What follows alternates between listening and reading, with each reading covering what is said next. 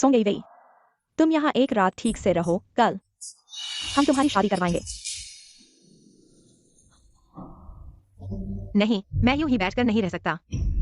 दोस्तों, आज हम आपको सुनाने जा रहे हैं एक ऐसी सच्ची घटना से प्रेरित कहानी जो आपके दिल को छू जाएगी और आपके रोंगटे खड़े कर देगी। यह कहानी है एक बहादुर बेटी की जो अपने बूढ़े पिता के अपमान का बदला लेने के लिए आंधी बनकर उठ खड़ी हुई।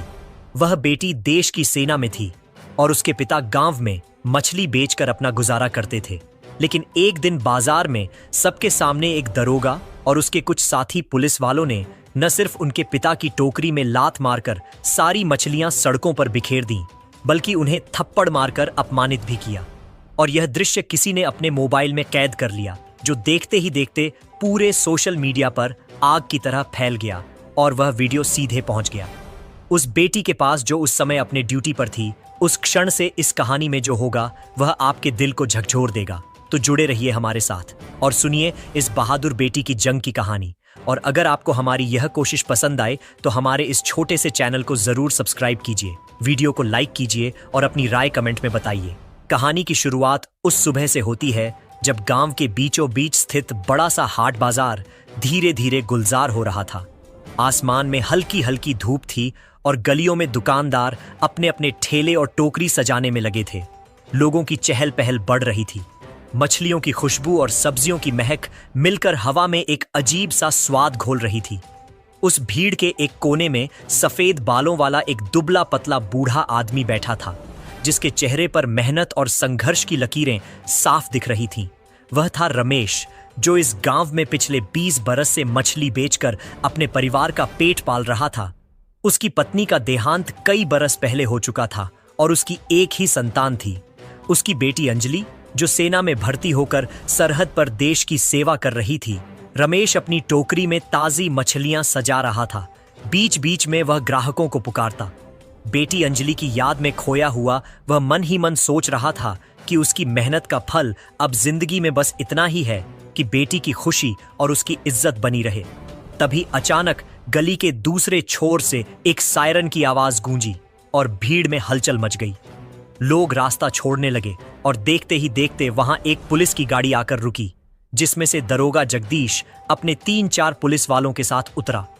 उसके चेहरे पर रौब और आंखों में अहंकार साफ झलक रहा था।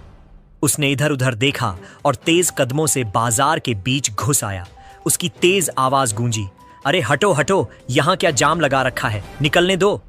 रास्ता भीड़ थोड़ी पीछे हुई, लेकिन रमेश का ठेला ठीक बीच में था, जिसे हटाने का उसके पास समय नहीं था। दरोगा सीधे रमेश के पास आया और गुर्राकर बोला, अरे ओ बूढ़े, यहां क्यों बैठा है? रास्ता रोककर मछली बेच रहा है। रमेश ने विनम्रता से कहा, साहब बस थोड़ी देर में चला जाऊंगा, बस ग्राहक आ रहे हैं। दरोगा ने उसकी बात बीच में काटते हुए कहा, ग्राहक तेरे घर आए, मुझे क्या लेना देना? और इतना कहते ही उसने रमेश की टोकरी में एक जोरदार लात मारी, जिससे सारी मछलियां सड़क पर बिखर गईं और कुछ तो पास बह रहे गंदे पानी में गिर गईं। रमेश हक्का बक्का उसे देखता रह गया। उसके चेहरे पर अपमान और दुख की लकीरें उभर आईं, लेकिन इससे पहले कि वह कुछ बोल पाता, दरोगा ने उसके गाल पर एक जोरदार थप्पड़ जड़ दिया। वहां मौजूद लोग सन्न रह गए। कोई कुछ कहने की हिम्मत नहीं कर पाया, लेकिन उसी भीड़ में खड़ा एक 20-22 बरस का नौजवान अपने मोबाइल से यह पूरा मंजर रिकॉर्ड कर रहा था। उसकी आंखों में गुस्सा था, लेकिन वह जानता था कि अकेले खड़े होकर पुलिस से भिड़ना आसान नहीं है। उसने चुपचाप वीडियो बनाया और घर जाकर सोशल मीडिया पर अपलोड कर दिया। यह वीडियो देखते ही देखते गांव से शहर और शहर से देश भर में फैल गया। लोग कमेंट में पुलिस की बर्बरता पर गुस्सा जाहिर करने लगे। टीवी चैनल और न्यूज पोर्टल भी इसे दिखाने लगे और उसी बीच यह वीडियो पहुंच गया अंजलि के पास, जो सरहद पर अपनी पोस्ट पर तैनात थी। अंजलि ने जब वीडियो देखा तो उसका दिल गुस्से और दर्द से भर गया। उसने तुरंत अपने कमांडिंग ऑफिसर से छुट्टी की अर्जी डाली और गांव लौटने का मन बना लिया। अंजलि के मन में अब सिर्फ एक ही ख्याल था कि जिसने उसके पिता का अपमान किया है, उसे उसके घमंड की कीमत चुकानी होगी। अंजलि ने वर्दी उतारने से इनकार कर दिया। वह चाहती थी कि गांव में लोग देखें कि देश की बेटी सिर्फ सीमा पर ही नहीं, बल्कि अपने पिता की इज्जत के लिए भी लड़ सकती है। गांव लौटते समय अंजलि के चेहरे पर दृढ़ संकल्प साफ झलक रहा था। रास्ते भर वह उस मंजर को बार बार याद कर रही थी जब उसके बूढ़े पिता की मेहनत को सरेआम रौंदा गया था। गांव पहुंचते ही उसने सबसे पहले अपने पिता को गले लगाया। रमेश की आंखों से आंसू बह निकले, लेकिन वह बेटी के माथे को चूम कर बोला, बेटी, तूने तो सरहद पर देश की रक्षा की, अब यह सब छोड़ दे। अंजलि ने दृढ़ स्वर में कहा, पिताजी, जब तक आपके सम्मान पर लगी यह चोट मैं मिटा नहीं देती, तब तक चैन से नहीं बैठूंगी। उसने गांव के कई लोगों से बात की जिन्होंने आंखों देखा, हाल बताया। कुछ लोग डर के कारण बोलने से हिचक रहे थे, लेकिन अंजलि की आंखों में ऐसा आत्मविश्वास था कि धीरे धीरे लोग उसके साथ खड़े होने लगे। उसने वीडियो के सबूत को संभाला और तय किया कि वह सीधे जिला मुख्यालय जाकर एएसपी से मिलेगी, लेकिन उससे पहले उसने सोचा कि दरोगा जगदीश से आमने सामने बात करनी चाहिए। अगले दिन सुबह अंजलि अपनी आर्मी वर्दी में दरोगा के थाने पहुंची। वहां बैठे पुलिस वाले उसे देख हैरान रह गए। दरोगा कुर्सी पर पान चबाते हुए बैठा था। उसने अंजलि को ऊपर से नीचे तक देखा और व्यंग्य से कहा, अरे ये तो कोई हीरोइन जैसी लग रही है, क्या काम है यहाँ? अंजलि ने बिना एक पल गंवाए कहा, काम यह है कि आपने मेरे पिता के साथ जो किया उसका हिसाब देने का वक्त आ गया है। दरोगा हंस पड़ा और बोला, तू जानती है मैं कौन हूं? मैं यहां का कानून हूं। अंजलि ने उसकी आंखों में आंखें डालकर कहा, कानून वह होता है जो जनता की रक्षा करे, न कि उनका अपमान करे। अब तू मुझे अपना नाम और बैज नंबर बता, वरना तेरी ये वर्दी अभी यहीं उतरवाऊंगी। थाने में सन्नाटा छा गया। पुलिस वालों ने ऐसा साहस पहले कभी नहीं देखा था। दरोगा के चेहरे से हंसी गायब हो गई, लेकिन उसने अभी भी अपनी आवाज में घमंड बनाए रखा और कहा, चल बाहर निकल, वरना तेरी छुट्टी कर दूंगा। अंजलि ने धीमे लेकिन ठोस स्वर में कहा, छुट्टी तो मैंने खुद ली है, लेकिन तेरी छुट्टी अब पक्की है। और यह कहते हुए उसने अपने बैग से वह मोबाइल निकाला जिसमें वीडियो सेव था।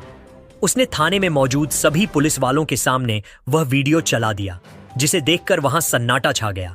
अब दरोगा समझ चुका था कि मामला उसकी पकड़ से बाहर है, लेकिन उसने आखिरी कोशिश करते हुए कहा, देख ले लड़की, तू सेना में है, तेरा करियर खराब हो जाएगा। अंजलि ने ठंडी सांस लेकर कहा, मेरा करियर मेरे देशवासियों की इज्जत बचाने के लिए है, और तूने जो किया है उसका हिसाब तुझे देना ही होगा। तभी बाहर से भीड़ का शोर सुनाई देने लगा। यह वही लोग थे जिन्होंने वीडियो देखने के बाद अंजलि का साथ देने का फैसला किया था। भीड़ के नारों की आवाज से थाने की दीवारें कांपने लगीं। दरोगा के माथे पर पसीना आ गया, लेकिन अंजलि के चेहरे पर दृढ़ता और बढ़ गई। उसने थाने के गेट पर कदम बढ़ाए और भीड़ की ओर मुड़ी। तभी अचानक पीछे से एक पुलिस वाले ने फोन पर किसी को खबर दी, और यह खबर सीधे जिले के बड़े अफसर तक पहुंच गई। अब मामला और तगड़ा होने वाला था। थाने के बाहर खड़ी भीड़ में गुस्से की लहर दौड़ रही थी। लोग एक स्वर में दरोगा के खिलाफ नारे लगा रहे थे। अंजलि की वर्दी और उसकी आंखों में जलता हुआ संकल्प भीड़ में मौजूद हर व्यक्ति के दिल को छू रहा था।